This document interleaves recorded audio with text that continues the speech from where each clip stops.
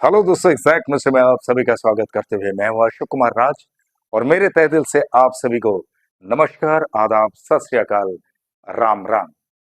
तो दोस्तों, आज बाबा साइनाथ की लीलाएं बहुत ही इमोशनल है।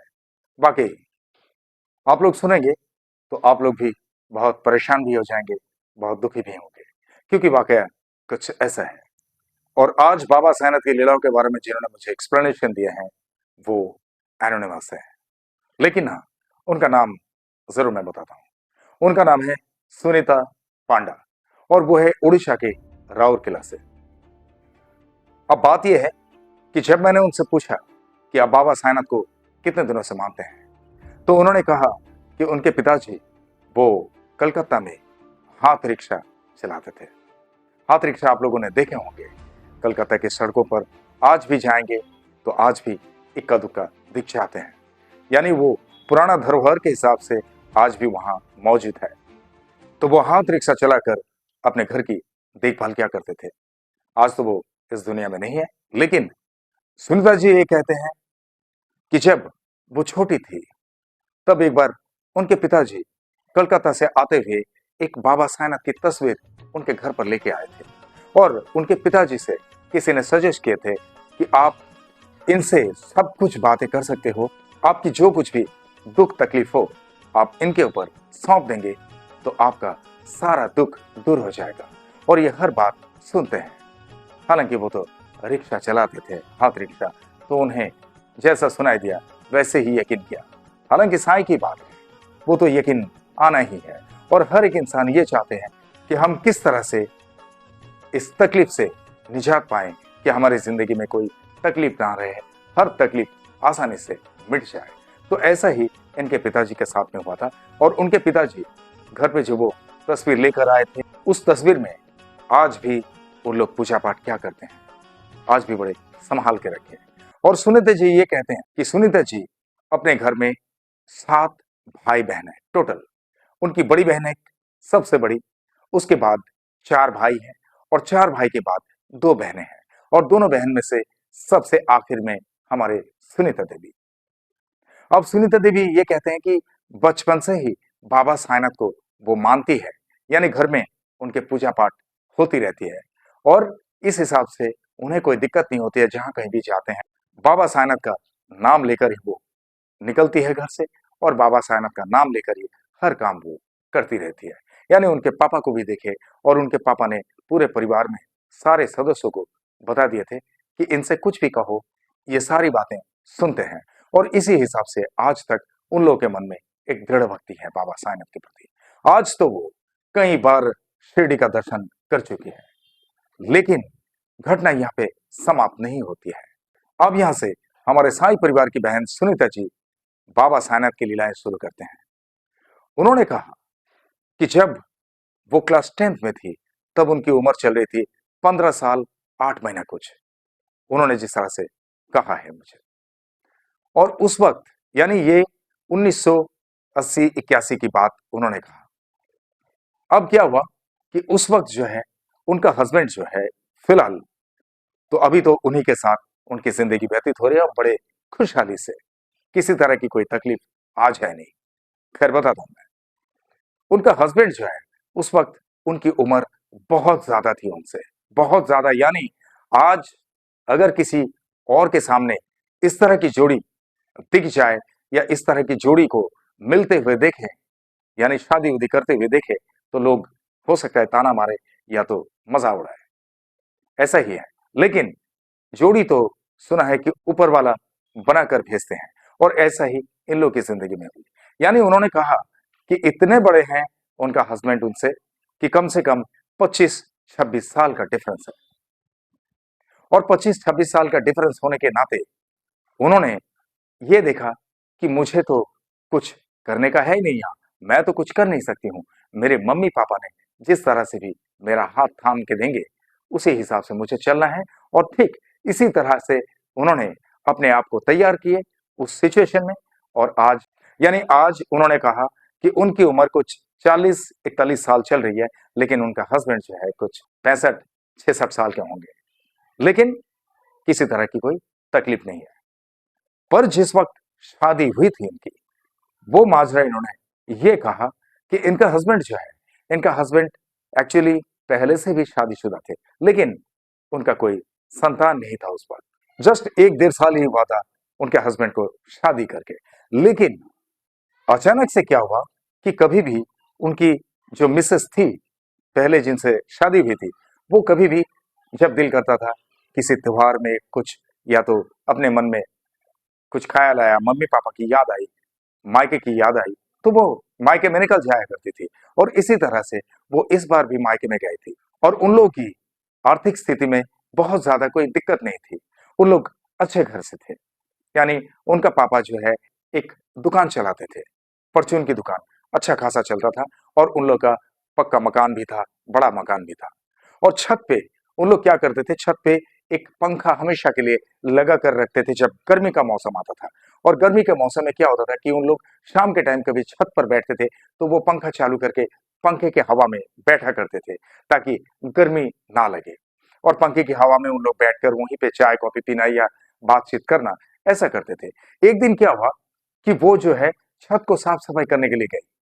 और छत को जब साफ सफाई करने के लिए गए तो पूरा छत जो है गीला है। उसके बाद उन्होंने अपने फूलों का जो गमला लगा हुआ था छत पे, तो फूलों के गमले में पानी डालने की तैयारी में थी। ऐसे टाइम पे उन्हें ख्याल आया कि गर्मी तो बहुत लग रही है और पंखा भी है, मैं गलती से पंखा भी नहीं चलाई। तो वो पंखा जो है, पंखा चलाने के लिए वो जस्ट पंखे के पास गई, लेकिन पूरा छत गीला था और उनका हाथ भी पानी पानी सा हो रहा था पूरे अंग पे, जैसे साफ सफाई करते हुए हालत होती है, आप लोगों को पता है। तो ऐसी स्थिति में वो गए पंखे को चालू करने के लिए। जैसे आप लोगों ने देखे होंगे कि छत में जैसे ही हम एंट्री लेते हैं तो एक मेन डोर या तो बीचों बीच रहता है या तो एकदम एक साइड में रहता है। तो ठीक इसी जगह पे था डोर, और उसके बाजू में उनका स्विच बॉक्स लगा हुआ था। तो स्विच बॉक्स में वो जो है पंखा, उसको कनेक्ट करना था, उसका वायर छोटा पड़ा हुआ था। और वायर जो था उसमें कोई प्लग नहीं था।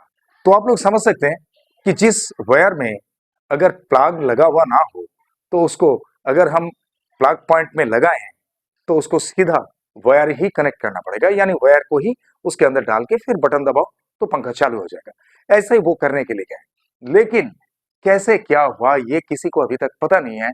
वो जो है वहां पे जैसे ही वो प्लग में वायर डालने के लिए गए, तो वहां पे कैसे उनको पकड़ लिया और वो उस जगह पर ही खड़ी रही। ना तो वो चिल्ला सकी, ना कुछ।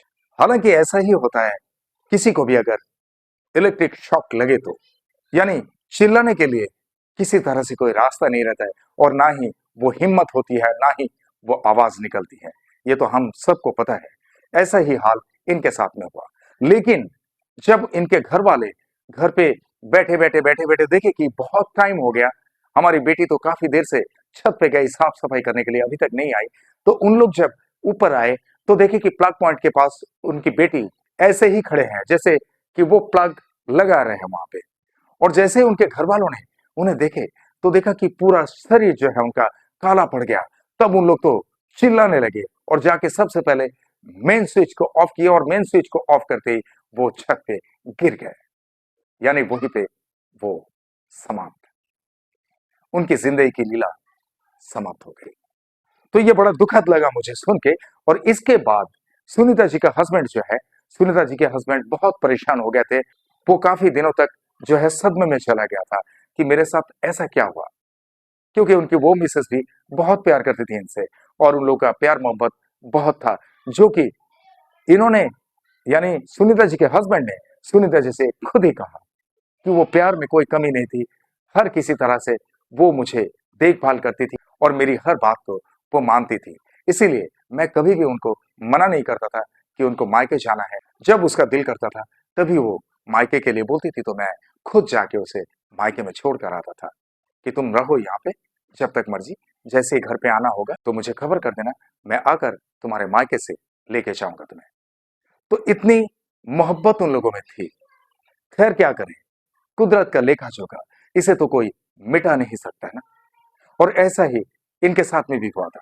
उसके बाद अब इनको फिर से शादी करने के लिए इनके घर में, इनके पड़ोस में, इनके दोस्त मित्र सब कहने लगे कि भाई, अगर मिसेस ऑफ हो गई, ये तो कुदरत का चक्र भी है, इसे तो हम बदल नहीं सकते, लेकिन तुम अकेले की जिंदगी कैसे बिताओगे और इतनी मेहनत करते हो तुम, तो दूसरी शादी के लिए कुछ तो प्लानिंग करो।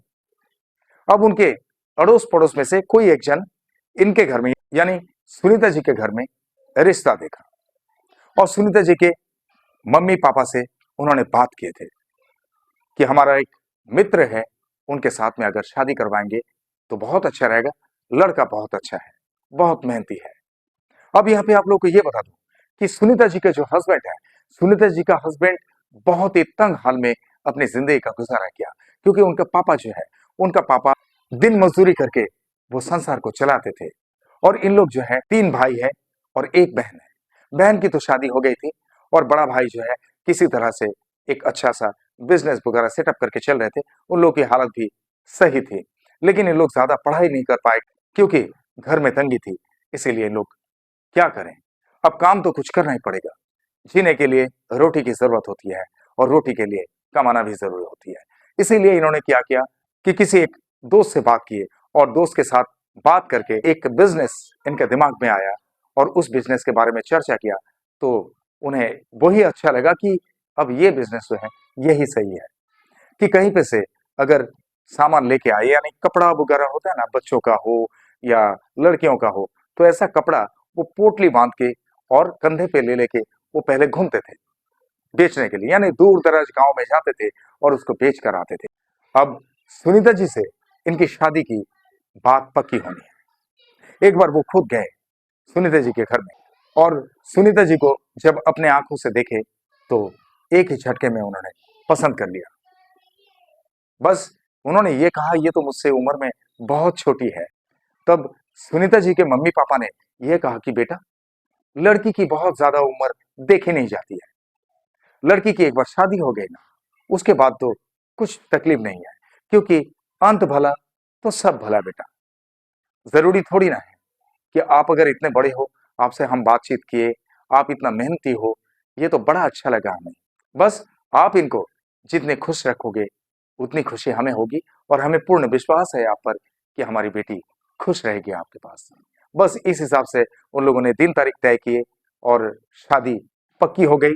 उसके बाद वो यहाँ पे इनसे शादी करके, इनके हस्बैंड से शादी करके ससुराल में आ गए और ससुराल में आने के बाद इन लोग का दिन किसी तरह से चलता रहा। जब एक बेटा हुआ तो बेटा होने के बाद इन लोग जो है उस वक्त बेटे के लिए दूध लाना या कुछ भी सेरेलैक्स वगैरह होता है ना, कुछ इसके लिए पैसा वगैरह नहीं हुआ करता था। तो बड़े तंग हाल में इन लोग भी जिंदगी जी रहे थे। और कुछ ही दिन पहले हमारे सुनीता जी के हस्बैंड ने एक साइकिल लिए थे, क्योंकि बहुत वो चल चल कर बेचा किए, लेकिन अब साइकिल लेकर वो निकलते थे और साइकिल लेके जब से वो निकलना शुरू किए तब से एक दिन में कई सारे गांव में वो घूम घूम कर बहुत ज्यादा कपड़ा बेच कर आ सकते थे।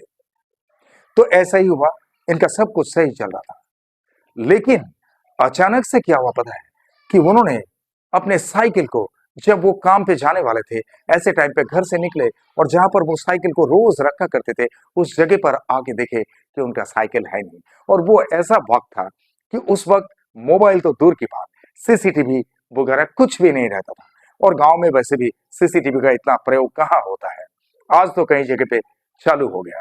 तो ऐसे में क्या है कि वो साइकिल जब चोरी हो गई तो सुनीता जी का हस्बैंड जो है बहुत रोने लगे माथा पकड़ के।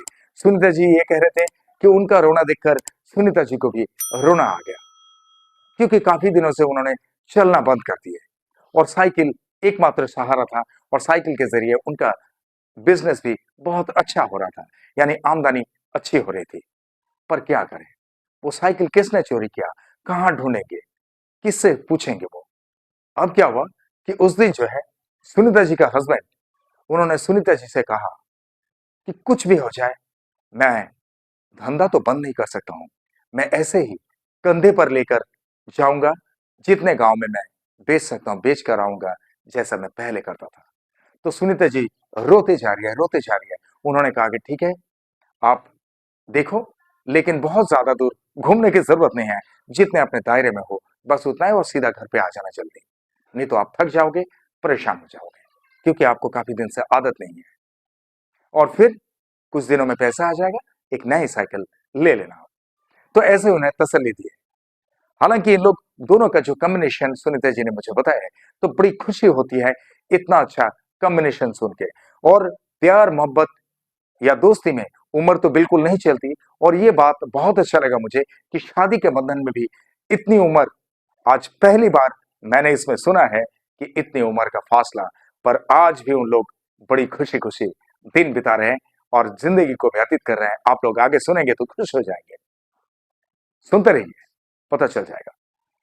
अब क्या हुआ कि सुनीता जी हमेशा अपने घर में बाबा साईनाथ की एक तस्वीर रखा करती थी और रोज वहां पे पूजा पाठ करती थी।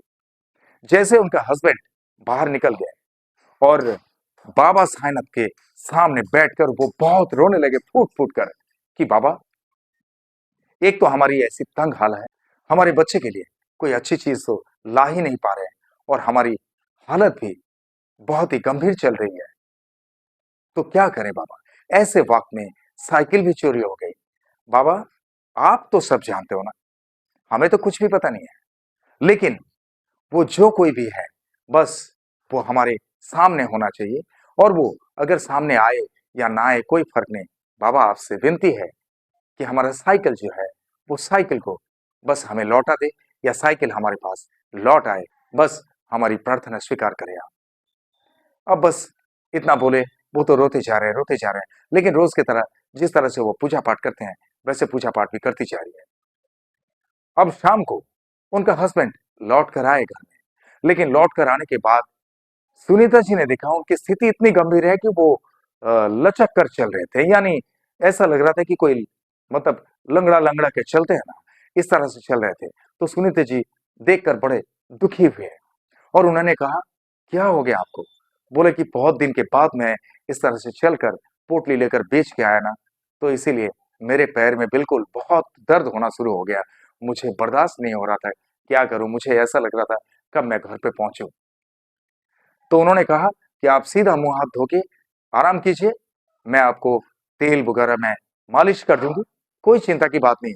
और अगर पैर में कुछ भी तकलीफ होती है तो 2-4 दिन आप आराम ही कीजिए, हम रूखा सूखा खा लेंगे, लेकिन सबसे पहले तबीयत को आप संभालिए।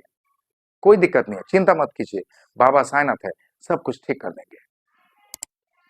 अब ऐसा ही हुआ, रात को रात को सोए, और बोले कि बीच रात में यानी 12-1 बजे वो कतराने लगे, उनके पैर में इतना दर्द होने लगा, और देखे कि पैर उनका बिल्कुल सूज गया, यानी स्वेलिंग आ गया पैर में।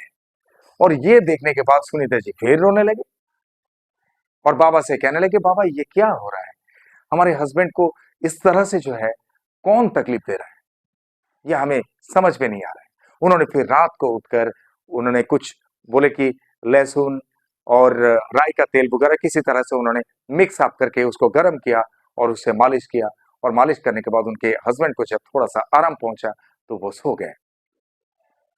और फिर से उसी वक्त सुनीता जी बाबा साईनाथ के सामने जाकर रोते रोते बाबा से ये कहा कि बाबा, हमारे बर्दाश्त से बाहर हो रहा है। बस इतनी सी प्रार्थना उन्होंने बाबा के सामने फिर से कर दी है। और उसके बाद 2 दिन तक उनके हस्बैंड को घर पे आराम ही करना पड़ा। तो आराम किए, उसके बाद थोड़ा सा स्वस्थ हुए, और स्वस्थ होने के बाद वो गए मार्केट की तरफ, यानी हस्बैंड वाइफ दोनों के दोनों अपने बच्चे को लेकर मार्केट की तरफ गए, कुछ घर का सामान लेने के लिए, जितना पैसा उन लोगों के पास था उसी में से, और कुछ साग सब्जियां लेने के लिए। यहाँ पे एक ट्विस्ट ऐसा होता है कि उन लोग जब मार्केट में जा ही रहे थे, मार्केट में पहुंचे, कुछ सामान वगैरह खरीदे, और भी कुछ सामान खरीदना बाकी था। ऐसे में हुआ क्या, एक औरत आई, और औरत के हाथ में, सुनीति जी ने बताया कि औरत के हाथ में एक थाली लगी हुई थी, और उस थाली में जो है लाल कपड़ा ढक के एक मनसा देवी, यानी जो सांप ऐसा होता है ना, कुंडली मार के जो बैठे रहते हैं, तो ऐसा सांप बोले कि उसमें रखा हुआ है, और वो सबसे ऐसा नमस्कार करके उन लोगों को ये कह रहे थे कि बस कुछ दान में दे दो, कुछ दान में दे दो। तो अचानक से इन लोगों को भी ऐसा किया इशारे से कि कुछ इसमें दान में दे दो, और दान में दे दो ऐसा करके जैसे ही बोले, तो तुरंत सुनीता जी के हस्बैंड के शक्ल की तरफ वो देखने लगी, वही औरत, और कुछ देर तक देखती रही। तब सुनीता जी ने उनसे पूछा कि माई, आप क्या देख रहे हो ऐसे? तो सुनीता जी की तरफ उन्होंने घूम के देखे भी नहीं। उन्होंने ऐसे कहा कि बेटी, ये कौन है तुम्हारा हस्बैंड? यानी उन्होंने अपने हिसाब से कहा कि तुम्हारा पति है। तब सुनीता जी ने कहा कि यस, मेरा पति है। उन्होंने कहा कि बहुत तकलीफ झेल लिया, इसकी तकलीफ अब खत्म, इसके तकलीफ का अंत हो गया है, और इनका जो कुछ भी खोया हुआ है वो सारा कुछ वापस मिलने वाला है। और एक साधारण इंसान, अनजान, अज्ञात, ऐसे इनको टकराएंगे जिनके जरिए इनको और पीछे मुड़कर देखने की जरूरत नहीं पड़ेगी। जाओ, कुछ दान में दे दो, जो इच्छा है। तुम लोग जाओ, खुशी खुशी रहो, चिंता मत करना, बस तुम लोग की तकलीफ खत्म। इतने ही कहा। अब इन लोगों ने क्या किया, उन्हें हाथ जोड़ के नमस्ते किया कि नमस्ते माई, आपको बहुत बहुत धन्यवाद, बस ऐसा हो जाए। तो उन्होंने कहा कि खुश रहो, बस इतना ही। इन लोग वहां पे कुछ बोले कि 5-7 रुपया उनके थाली में रख दिए थे सुनीता जी, और इन लोग फिर आगे की तरफ बढ़ने लगे। अब इन लोग हस्बैंड वाइफ में बहुत खुशी खुशी बात करना शुरू हो गए। पता नहीं किसकी बात कब लग जाए, क्योंकि 24 घंटे में एक बार तो माता सरस्वती अपनी जुबान पर बसते हैं। तो ये जो है, ये वाकया इनके साथ उस वक्त जब हुई, तो इन्हें कुछ भी पता नहीं है कि आए हैं भिक्षा मांगने के लिए या कुछ दान के लिए।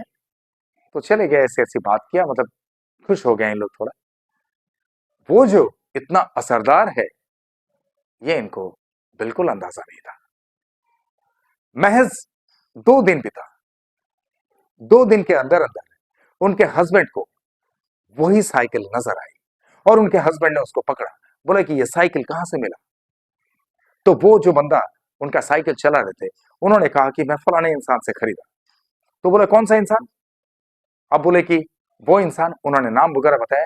आखिर में इनके हस्बैंड को यह पता चला कि जिसने वो बंदे को उनकी साइकिल को चोरी करके बेचे हैं, वो है इनके हस्बैंड का ही चाचा का लड़का जो है, उनका जो बेटा है, वो बहुत बड़ा पियक्कर है, हमेशा दारू पीते रहता है। बोले मेरे साथ, ओम साई राम।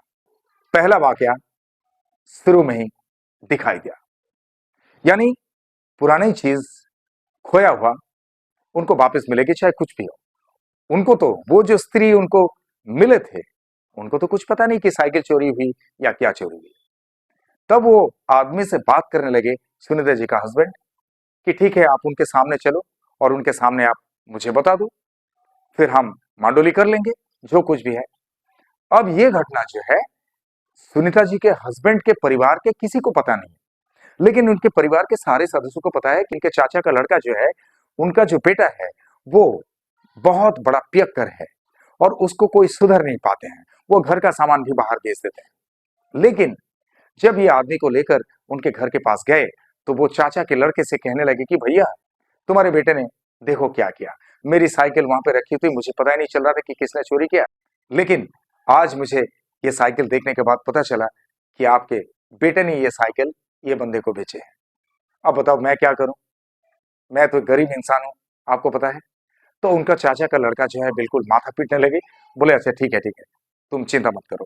तो वो आदमी से उन्होंने पूछे कि भाई कितना पैसा दिए थे? तो उन्होंने कहा जितना पैसा दिए थे। तो उनके चाचा के लड़के ने कहा कि ठीक है, कोई बात नहीं, ये साइकिल मेरे भाई का ही है, ये मेरे चाचा का लड़का है, और हमारा बेटा जो है उसको हम सुधर नहीं पाए, वो इस तरह से करते रहते, यहाँ तक कि घर का सामान भी वो कई बार बेच डाला।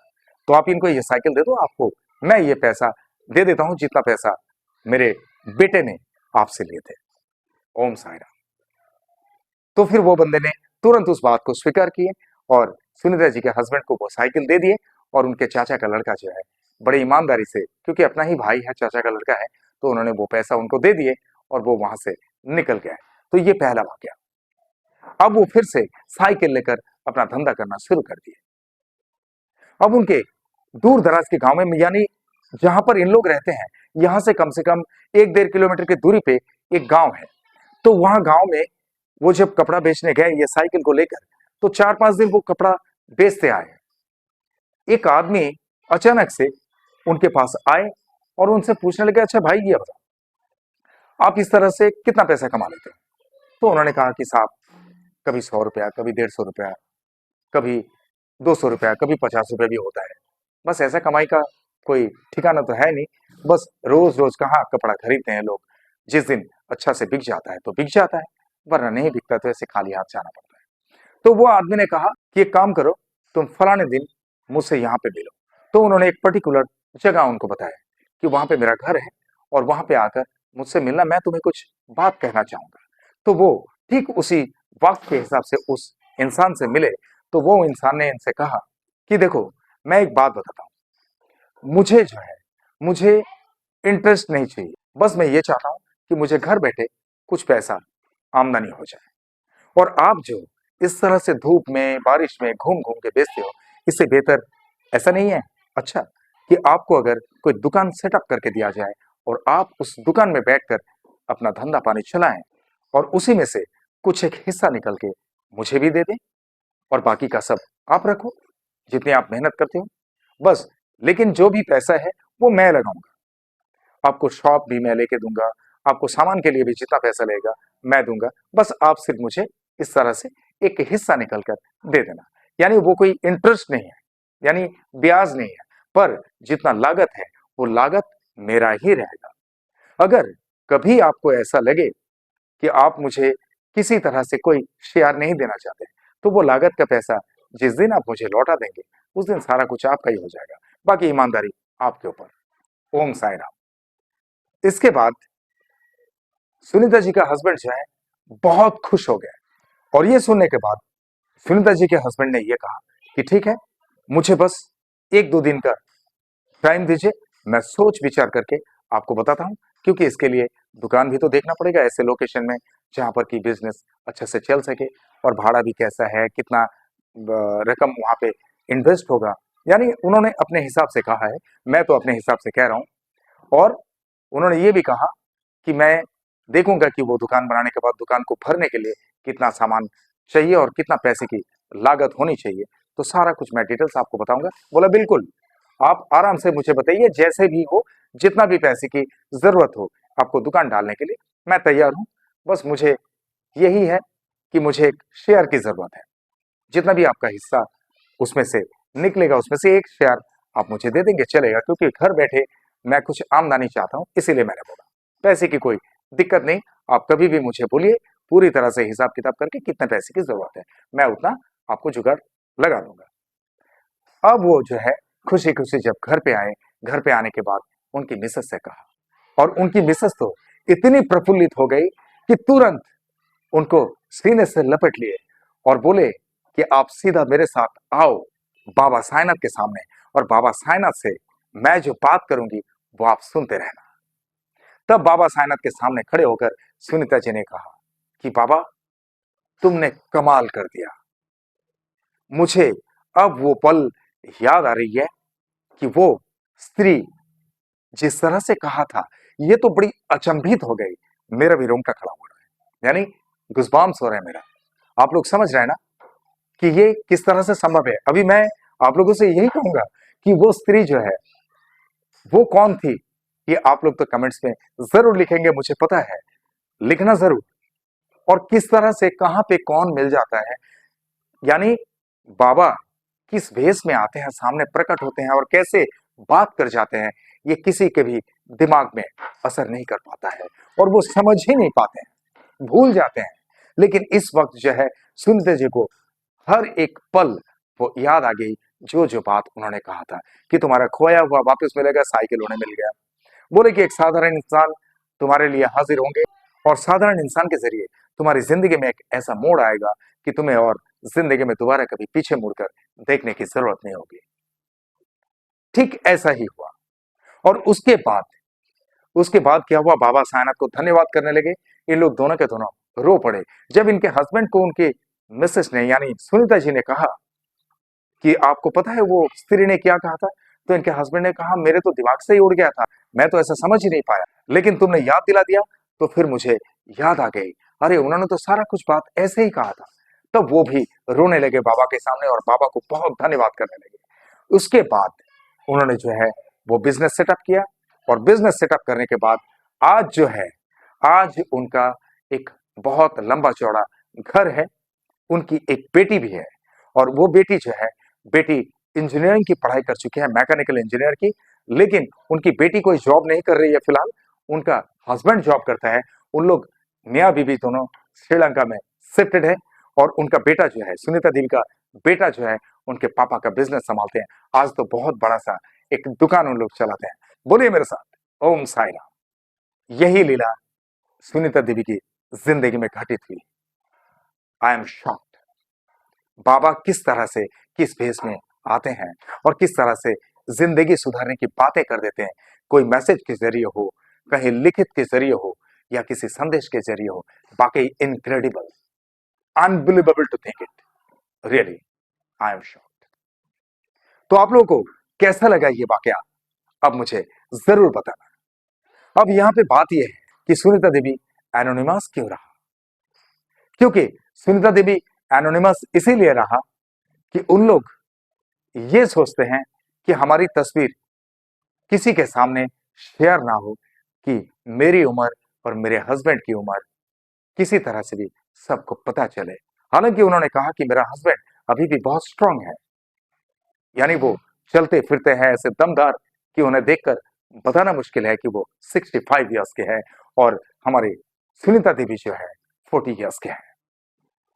और यहां पे से एक सीख हम सब के लिए है, आपके लिए भी, मेरे लिए भी, कि उम्र कभी भी एक पर्टिकुलर दायरे के लिए जरूरत नहीं होती है। यानी अंत भला तो सब भला। आज शादी हुई, कल अगर किसी एक्सीडेंट में दोनों जोड़े में से किसी की भी मौत हो जाती है तो इसकी जिम्मेदार कौन? कहां? उम्र तो उन लोगों के दोनों की सेम उम्र थी। तो ऐसा नहीं, अगर लंबी उम्र भगवान ने दी है, बाबा साईनाथ ने अगर लंबी उम्र दी है जीने के लिए, तो कोई इंसान की क्षमता नहीं है कि उसको मार डाले। तो जिंदगी व्यतीत होती रहेगी और अच्छे तरीके से हमारे सुनीता जी के तरह ही जिंदगी व्यतीत होगी।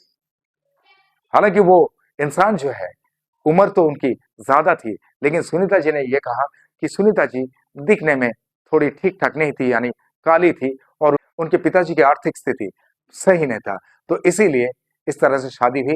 लेकिन सुनीता जी ये कहते हैं कि बाबा साईनाथ को कोटि कोटि धन्यवाद कि बाबा साईनाथ ने मेरी जिंदगी सुधार दी और इतने अच्छे पति उनको मिले कि वो बोले मैं जिंदगी में कभी भी इस तरह से सोची नहीं थी कि जिंदगी में इस तरह से पति भी मिल सकते हैं।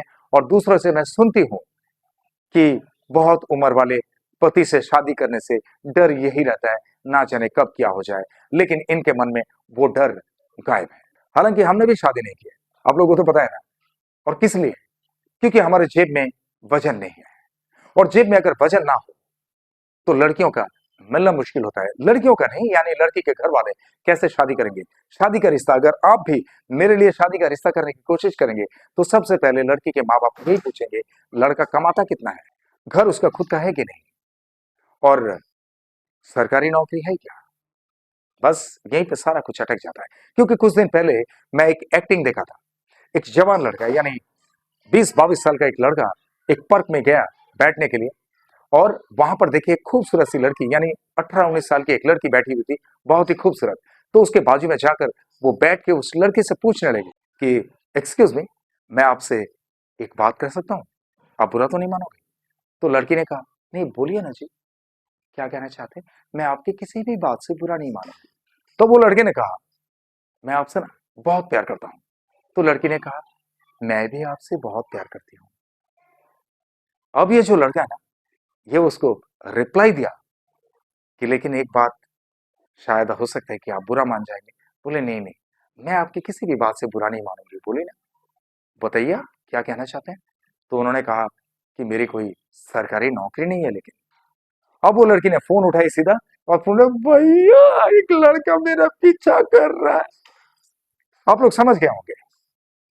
बस इतनी सी बात। मैं इन सब चीजों में गौर करता हूं इसीलिए कि बहुत सारे लोग मुझसे ये पूछते हैं कि आप शादी क्यों नहीं करते हैं, शादी कर लीजिए। अरे भाई, ये कोई खाने वाली बात है? शादी के लिए लड़की देखे मेरे लिए, और लड़की अगर देखना शुरू करेगा तब देखो ना आपको क्या झेलना पड़ता है। लड़का कमाता कितना है, सरकारी नौकरी है या नहीं, घर खुद का है कि नहीं, भाड़े से रहता है क्या?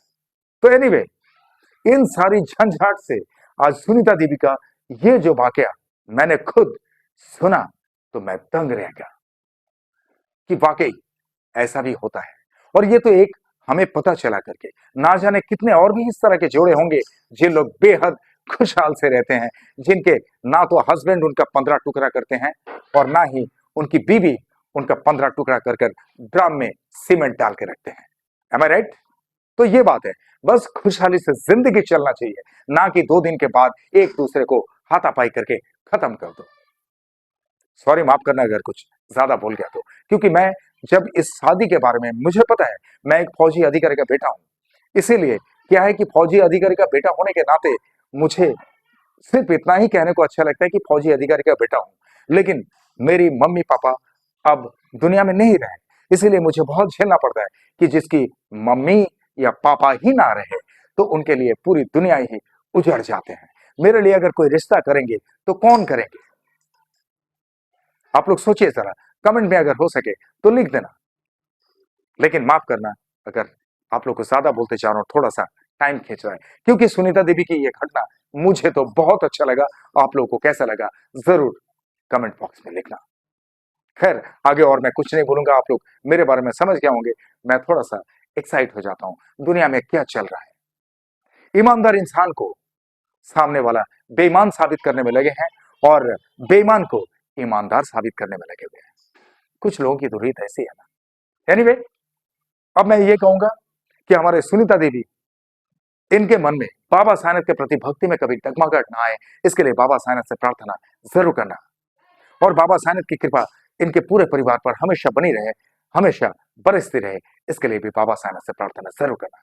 और आप में से किसी के साथ भी बाबा साहब की लीला इसी तरह से कुछ घटित हुई तो मेरे अंडरलाइन में दिए हुए इस नंबर पे सीधा मुझसे संपर्क कर सकते हैं, या तो मुझे अपना वीडियो भी भेज सकते हैं, या मुझे व्हाट्सएप में वॉइस मैसेज के जरिए भी लीला को बोल के भेज सकते हैं। मैं आपके साथ घटित हुई लीलाओं का वीडियो बनाकर भी इसी तरह से मेरे एग्जैक्ट मिस्टर चैनल पर लेकर आऊंगा, आई प्रॉमिस इट।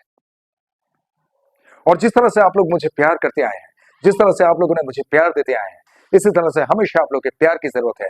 आप लोग का प्यार मेरे लिए सिर्फ प्यार नहीं, आप लोग का प्यार ही मेरे लिए आशीर्वाद है। आप लोग का प्यार हमेशा मेरे सर आंखों पे है। आप लोग का प्यार और मेरे साईं की कृपा अगर मेरे साथ में हो तो I can do a lot of things. इसलिए आप लोगों के दिल में एक छोटी सी जगह जरूर रखना, जहां पर अशोक कुमार राज वो एग्जैक्ट मिस्ट्री हमेशा के लिए रह सके। और चलते चलते मैं इतना कहूंगा दोस्तों, बहुत ख्याल रखिए अपना। जिस तरह से आप लोग बाबा साईनाथ पे भक्ति रखते हैं, इसी तरह से बाबा साईनाथ हमेशा आप सब पर अपनी कृपा दृष्टि रखे, हमेशा आप सब पर अपनी कृपा बरसाते रहे। ये मेरे तहे दिल से आप सबके लिए शुभकामनाएं। और जिस तरह से इत्मीनान से आप लोगों ने ये वीडियो देखे हैं, जिस तरह से अपना कीमती वक्त देकर ये वीडियो देखे हैं, इसके लिए आप सभी को मेरे तहे दिल से बहुत बहुत धन्यवाद के साथ ओम साईं राम।